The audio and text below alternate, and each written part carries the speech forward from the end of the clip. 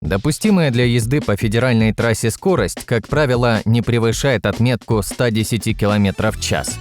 Но существуют такие автомобили, которые способны разгоняться до скоростей в 4 раза больше. Их называют гиперкарами. 400, 450, 500 км в час. Зачем они нужны и кто на них катается? Давайте посмотрим. Обязательно досмотрите видео до конца, ведь именно там вы узнаете, какие две серийные модели в настоящий момент воюют за звание самой скоростной в мире. 15 лет назад словом «гиперкар» называли только один конкретный автомобиль, возможности которого бросали вызов физическим законам и человеческому воображению. Речь идет о модели McLaren F1. История этой уникальной машины берет свое начало еще в 1988 году. Именно тогда конструктор Гордон Мюррей и дизайнер Питер Стивенс представили первые эскизы суперспортивного купе Рону Деннису, боссу McLaren. Автомобиль должен был стать уличным воплощением успеха компании в Формуле-1. Первый прототип подготовили уже к середине 1991 года, а в 1994 машина добралась до покупателей. Так родилась легенда и многолетний носитель престижного звания самого быстрого в мире серийного авто. F1 был построен в первую очередь с учетом минимального возможного веса. Он должен был достигать не более 1000 килограммов. Тогда впервые для дорожного автомобиля использовались уникальные, особо прочные и в то же время легкие материалы. В McLaren вы не найдете гидроусилителя руля, помощи при торможении или системы контроля тяги. Все это Мюррей посчитал ненужным.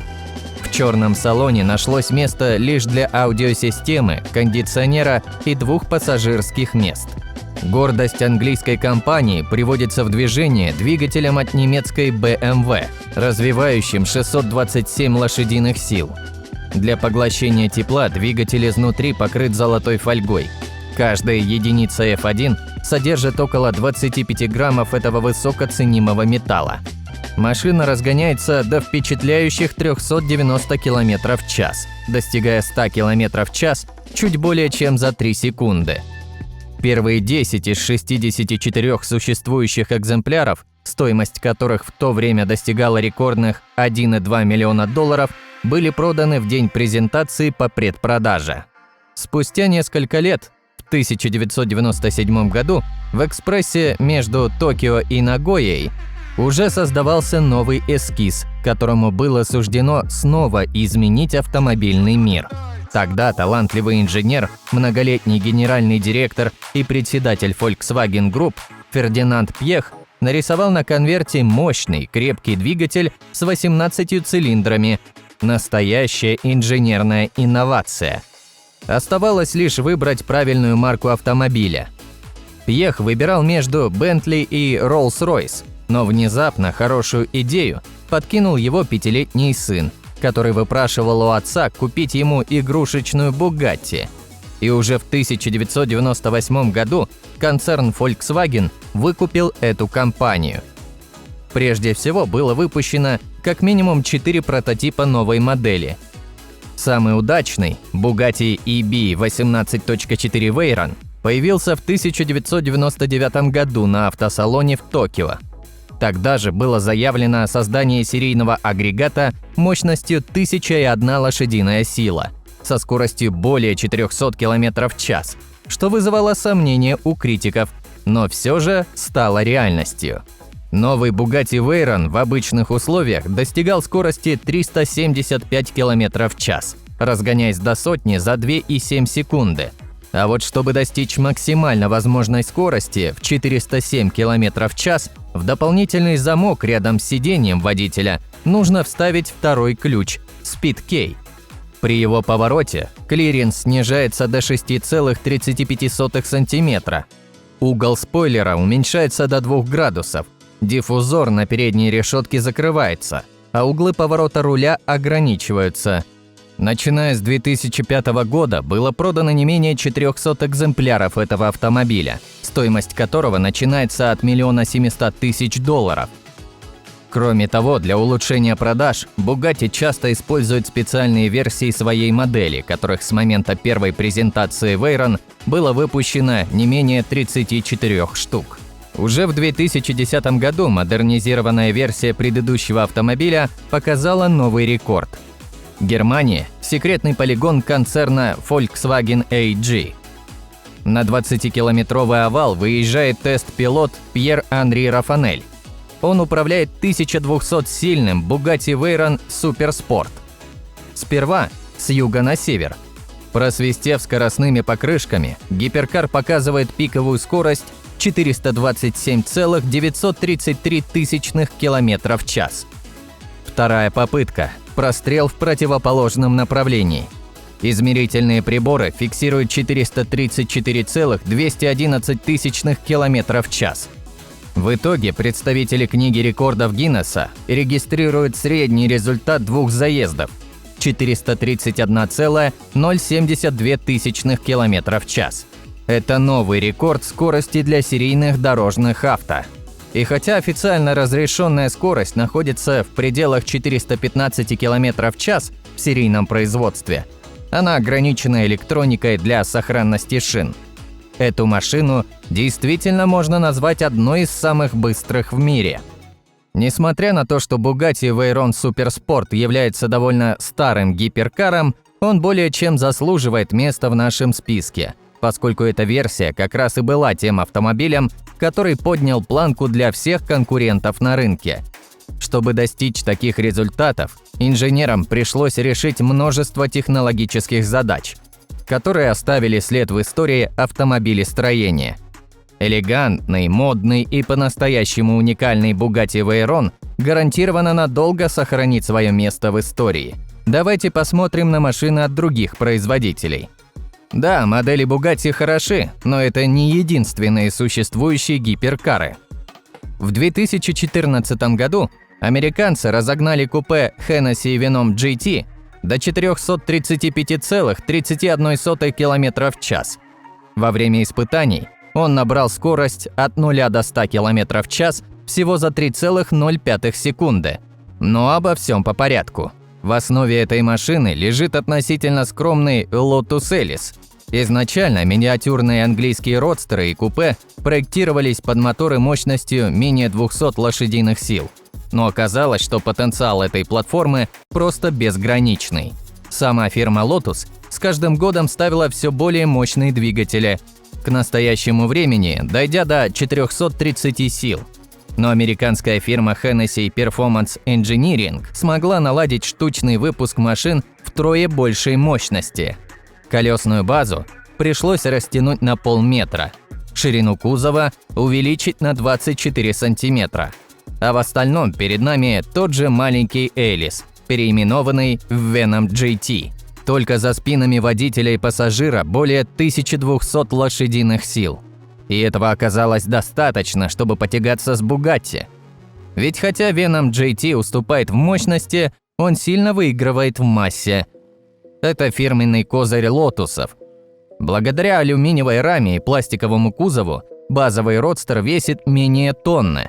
Venom, конечно, набрал вес, но в сравнении с Veyron он как компактный хэтчбэк в сравнении с большим кроссовером. Bugatti весит около 1,9 тонны, а Hennessy – 1,25 тонны.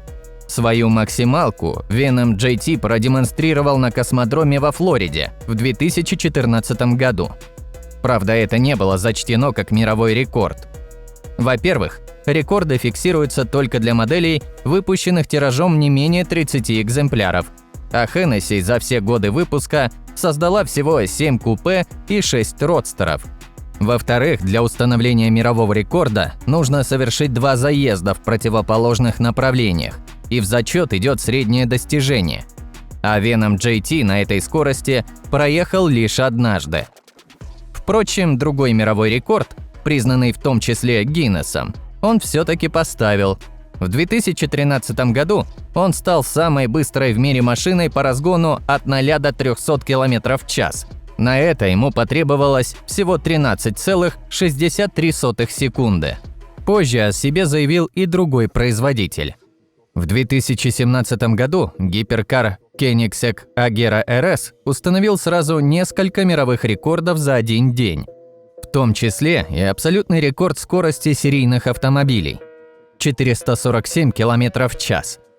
В этих заездах, в отличие от рекорда Хеннесси, все прошло по строгим правилам в двух направлениях, в одном из которых скорость и вовсе достигла 457 км в час. Любопытно, что заезды организовали на обычном шоссе в Неваде, которое, конечно, было перекрыто по такому случаю. И это позволило поставить новые рекорды для дорог общего пользования. 1 километр со скоростью 445,54 км в час и 1 миля со скоростью 444,66 км в час. Еще одним впечатляющим рекордом были разгон и остановка от 0 до 400 и от 400 до 0 км в час. На это Koenigsegg Agera RS потратил всего 33,29 секунды. Фантастические показатели этого гиперкара обусловлены тем, что он сочетает в себе легкость, почти как у Venom GT, с мощностью, приближающейся к Bugatti. И отдельного уважения заслуживает тот факт, что шведская фирма Koenigsegg все делает сама, без помощи мощных концернов и без применения чужих шасси и кузовных элементов. У Agera и двигатель собственной разработки, и кузов своего изготовления, причем дизайном занимался лично основатель и управляющий марки Christian von Koenigsegg. И прежде чем мы расскажем о самых быстрых дорожных автомобилях, хотелось бы показать вам другие довольно необычные скоростные машины. Наверняка вы удивитесь, если узнаете, что уже в 1933 году появилась модель, способная развивать скорость более 480 км в час. Уникальный Bluebird создал Малкольм Кэмпбелл. Спорткар имел довольно необычную форму, мощный мотор и несколько рекордов за плечами. Но это было почти 100 лет назад. А что умеют более современные гоночные болиды? The Blue Flame – это первое в мире наземное транспортное средство, которое смогло развить скорость больше 1000 км в час. Длина этой ракеты 12 метров, масса около 3 тонн, а сила тяги ракетного двигателя приблизительно 100 тысяч ньютонов. Автомобиль имеет 2 задних и 1 сдвоенное переднее колесо, поэтому его принято считать четырехколесным, а не 3, как это кажется на первый взгляд. В 1970 году на этом авто пилоту Гарри Габеличу удалось установить мировой рекорд скорости 1014,3 км в час. Абсолютный лидер того времени. Но вот болид Trust 2 из Британии с невероятно мощным турбинным мотором побил предыдущий рекорд. Он уже больше был похож на сверхбыстрый локомотив, чем на ракету. Здесь установили известный двигатель Rolls-Royce Avon. В этот раз скорость, которую смог развить автомобиль, была равна 1047,5 км в час. Рекорд побит, но звуковой барьер не преодолен, и инженеры продолжили свою работу. И вот упорный труд привел к созданию следующего монстра. 2 турбинных двигателя Rolls-Royce Spray, общая мощность которых составляет 11 тысяч лошадиных сил. Длина 17 метров, ширина 4, вес почти 11 тонн. За секунду такая машина сжигает 18 литров топлива.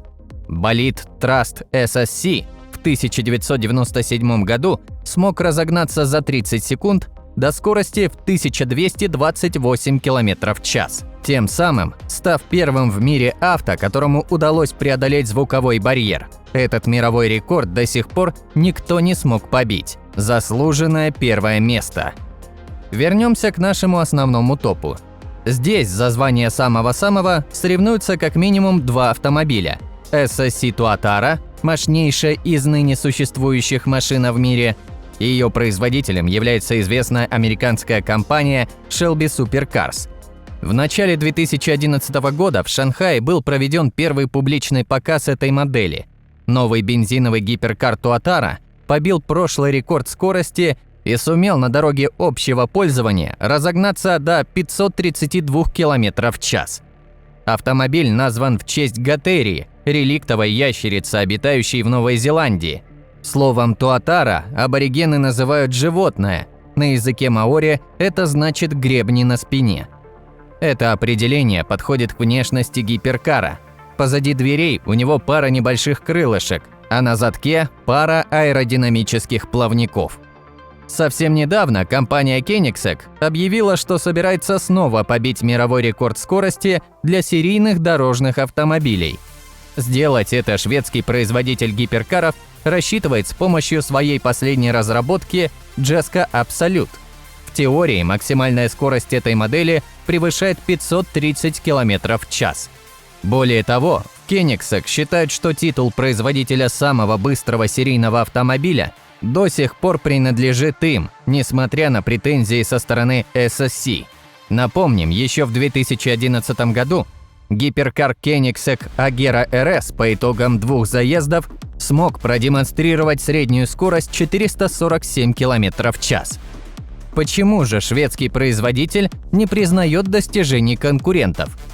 Дело в том, что у множества людей, посмотревших видео, на котором запечатлен новый рекорд туатара, возникли сомнения. Наиболее подробно ролик разобрал блогер, который указал на несоответствие скорости автомобиля той, что необходимо для преодоления этой дистанции. Позже компания SSC парировала заявление о том, что реальная скорость туатара подтверждена производителем GPS-устройств Devitron, чье оборудование было использовано в заезде. Вот только следом эта фирма опровергла информацию. Ее сотрудники не присутствовали на испытаниях и не участвовали в подготовке. И поскольку данные в значительной степени основаны на правильной калибровке оборудования, Devitron не может гарантировать их достоверность. Представители SSC пообещали новый заезд на туатара, который подтвердил бы посягательство модели на звание самого быстрого дорожного автомобиля. Вот только с 2020 года обещания так и не были выполнены, в то время как для Koenigsegg Jeska Absolute разработали новое особое аэродинамическое оперение и двигатель, способный развивать до 1622 лошадиных сил. Испытания серийных машин еще не закончены, но объявление компании о планах на мировой рекорд может означать, что они близятся к завершению. На этом у нас все. Спасибо за просмотр, всем пока!